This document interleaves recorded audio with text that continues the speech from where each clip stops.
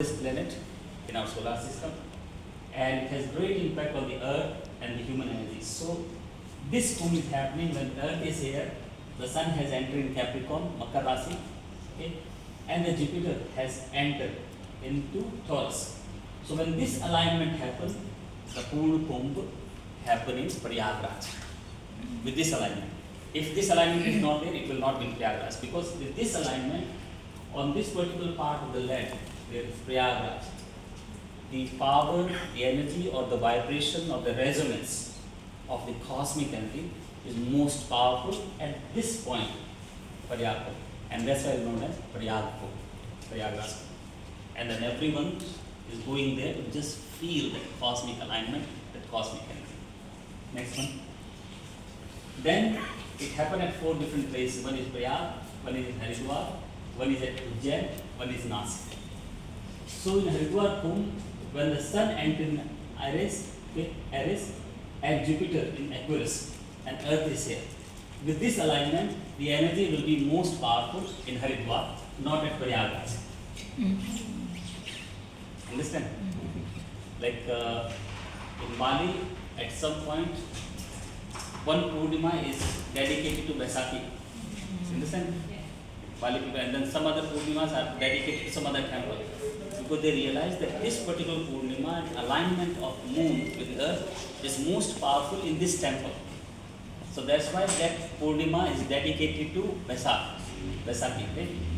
And is not dedicated to other temple.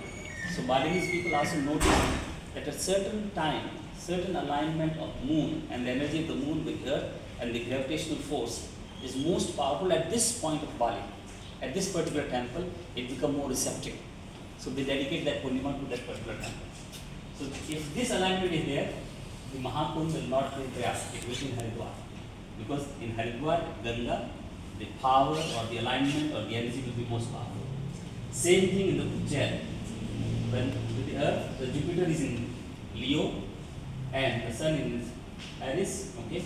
And then with this alignment, it will be Ujjain Kumbh. Like this. And one more, Nasik.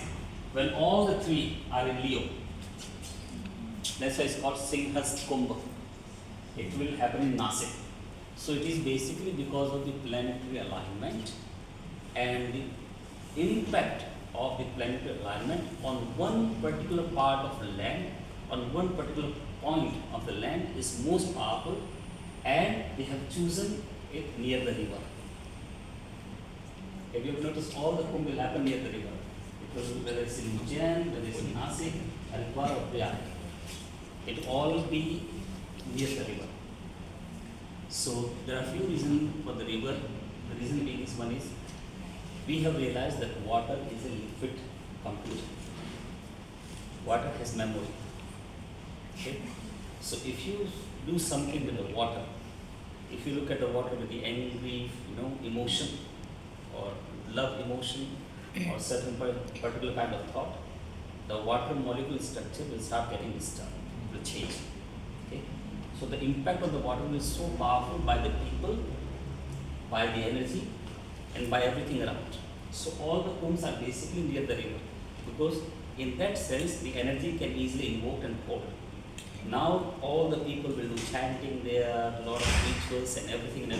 So make the water more electrified. Because if it is done on a land, then it will not be that sensitive. But we are water. We made of water is one of the elements in our body. And there is a river, a planet alignment in that particular point, and then it becomes kumbha. It can hold or receive the energy to become kumbha. So that's why all the kumbha happen near the river, and people will go and take part. So this is the reason why we have this kind of spiritual gathering.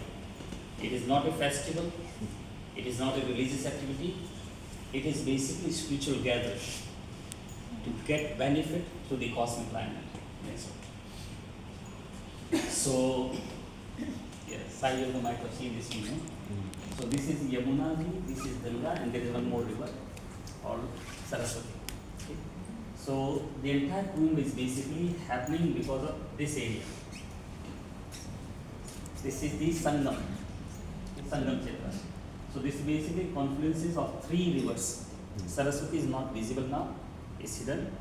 And then Ganga is there, Yamuna is there. Now, if two opposite forces are meeting at one point, that point itself become very, very sensitive. Balinese people do 3 Sandhya. In India also we do 3 Kala Sandhya. And when you do, early morning, 6 o'clock, 12 o'clock, 6 o'clock in the evening. Whenever there is a transition. Sunrise time, around that time, because you have to generalize the time so everyone can do at that time. Otherwise, it should be at exactly sunrise time. It should be.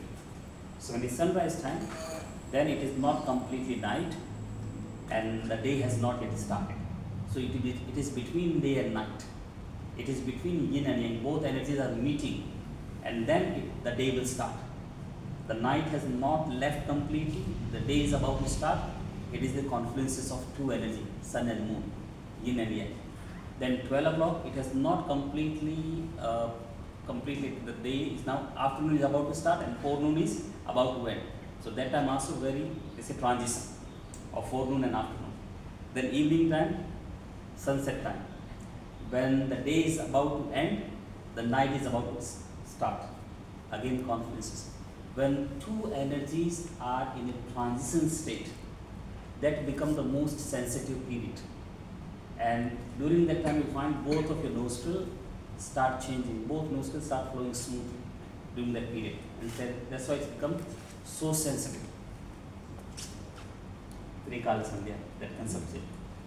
Two energies are meeting, two rivers with different character, different energies, different emotions are meeting at one point. So that point become very sensitive. It become a transition point. And then Saraswati also did. And that's why this Sangam is the most powerful and holy place during Kumbh at Prayagraj. How much he walked? 8 kilometers? Oh, yeah. He walked 8 kilometers to reach there. Just by walk. And Ganga, Yamuna and Saraswati, 3 rivers, they represent Ida, Pingala and Sushumna. Okay. Ida Nadi, the left side, Pingala Nadi, the right side, Sushumna in the center. And it basically represents your body, mind and soul also. That it clears your body, clear your mind, and it basically connects with your soul.